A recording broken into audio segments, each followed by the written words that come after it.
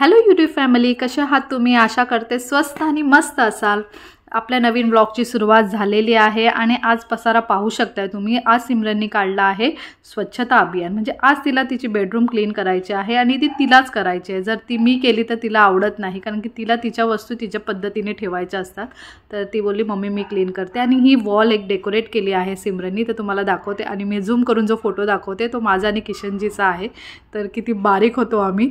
आणि हे आमचे सगळे फोटो तिने लावलेले आहेत, माझे, किशनजीचे आणि सिमरनचे सिंगल फोटो। आणि त्याच्यावर काय जे डिझाईन केलेलं आहे पेंटिंग ते टिंकीने केलेलं आहे। तर असं छान वाटतं ही।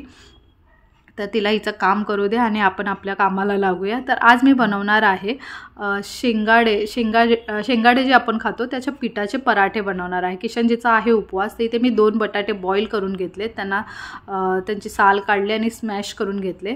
तर हा शेंगाडेचा पीठ येतं, पतंजलीचंच आहे। तर त्यात ते घेतलं, त्यात थोडासा जिरा घातला आणि सिमरन बोलायला लागले की मम्मी कमी वाटतंय, तर मी अजून थोडं पीठ त्यात ॲड केलं आणि जे उपवासाचं मीठ आहे सेंधा नमक ते घातलं आणि थोडीशी 2 ते 3 हिरवी मिरची बारीक चिरलेली घ्यायची आहे, तिला बारीक कट करून घेतले आहे आणि सोबतच कोथिंबीर। तर हे सगळं व्यवस्थित मिक्स करायचं आहे।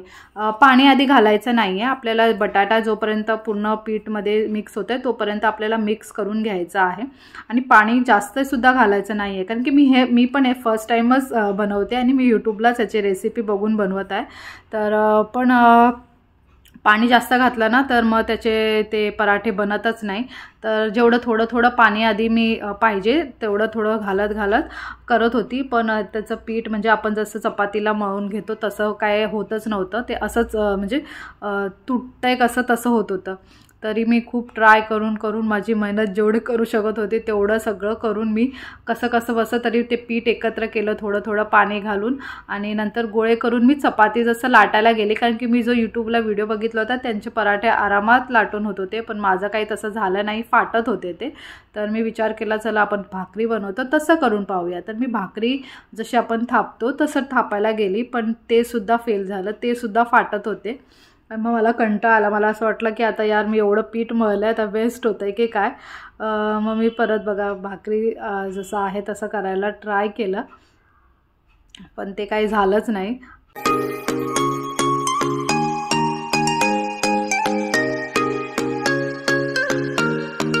शेवटी मी आयडिया केली की बोटानेच थोडं त्याला पुरी जेवढी पुरी असते तेवढं तरी ॲटलिस्ट आपण बनवून बघूया। तर मी बोटाने स्लो त्याला थापत गेली आणि छोटे पुरी होतील तेवढं तसं केलं आणि मला अक्षरशः कंटाळा आला होता की हे वेस्ट होतं आहे की काय। आणि खाल्लंसुद्धा नाही आहे कधी, टेस्ट कसं असतं ते सुद्धा माहिती नाही। तर कसं मी केलं आणि त्याला दोन्ही साईडून शेकून घेतलं व्यवस्थित। तर आपण जशी भाकरी शेकतो तसंच मला दिसतंय ते। आणि मला असं वाटत होतं की टेस्टला एकदम कसं असेल माहिती नाही, बाजरीच्या भाकरीसारखं दिसतंय ते। भाजून घेतल्यानंतर एका साईडला पूर्ण घी लावून ते खरपूस मस्त असं भाजून घेतलं।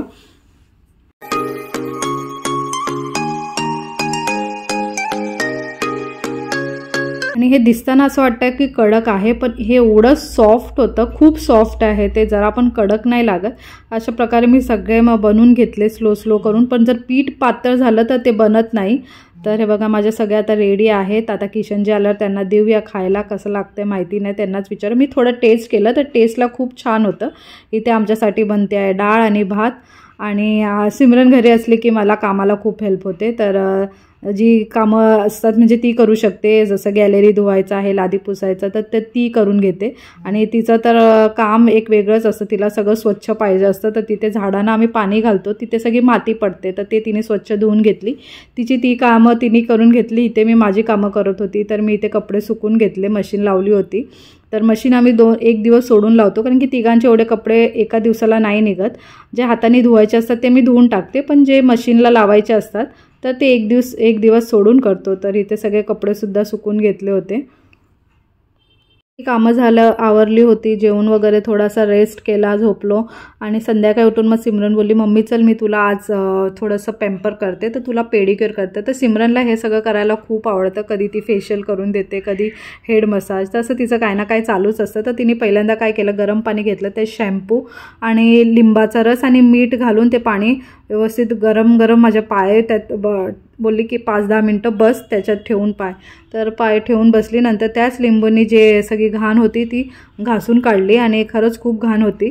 तर ह्याच्यानंतर तिने घेतला आहे स्क्रब करायला इनो घेतला आहे, लिंबू पिळला आहे त्यात आणि त्यांना व्यवस्थित मिक्स करून माझ्या पूर्ण पायाला घासून घेतले. टॅन बघू शकताय खूप झालेला, म्हणजे टॅन तर आपण उन्हात जातो तर होतंच आणि गोव्याचं ऊन तर भरपूरच आहे. तर हा स्क्रब तिने जो आम्ही ब्रश यूज करत नाही तो घेतला आणि त्याने पूर्ण पायाला व्यवस्थित घासून घेतलं. तर ती खूप जोरजोरात नाही घासत आहे, व्हिडिओ फास्ट आहे म्हणून तसं वाटत असेल. तर दोन्ही पाय तसे स्क्रब करून घेतला तिने ब्रशच्या हेल्पने आणि माझे पाय ना थंडी आले की आपोआप भेगा पडायला लागतात, म्हणजे फाटतात आणि जशी थंडी निघून जाईल ना मग ते पाय व्यवस्थित मग माझे परत होतात. तर जे होतं ते त्याच्यात मग खूप घाण अशी बसते.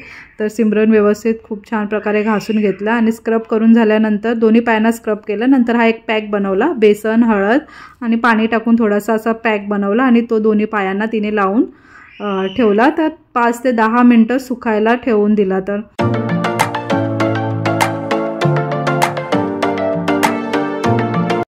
पॅक सुकल्यानंतर मग व्यवस्थित त्याला पुसून घेतलं तिने आणि मला असं वाटत होतं की मी आज कोणत्या तरी स्पा या पार्लरमध्येच आली आहे, मला अशी ट्रीटमेंट मिळत होती. आणि फर्स्ट टाईम तिने मला हा पेडिक्युअर केला होता आणि मला खूप बरं वाटत होतं. तो पुढे तुम्ही पाहू शकता जे मसाज तिने दिली आहे. सिमरन खूप छान मसाज देते आणि तिचा हात खूप हेवी आहे तर खूप रिलॅक्स वाटतं. तर हे मसाज करता करता मला तर खरं असं वाटत होतं की झोपून जाऊ मी. मसाज म्हणजे तिची पाहू शकता तुम्ही स्टेप किती छान करते ती. तर असे दोन्ही पायांना तिने पूर्ण मसाज केली आणि माझा पेडिक्युअर कंप्लीट झाला. त्याच्यानंतर तिने माझ्या पायांना नेलपेंटसुद्धा लावून दिली.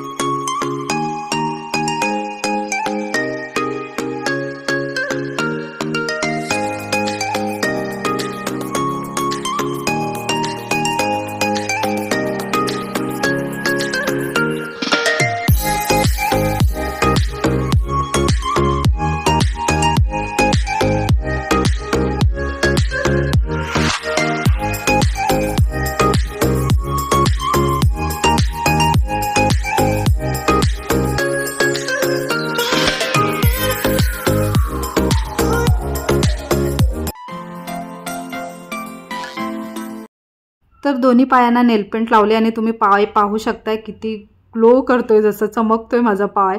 तर खरंच इफेक्टिव्ह आहे, म्हणजे जे तिने लावलेलं आहे ते छान काम करते असं वाटतं आणि छान वाटत आहेत पाय. तर व्हिडिओ इथेच एंड करते. व्हिडिओ आवडला असेल तर व्हिडिओला लाईक करा, चॅनलला सबस्क्राईब करा.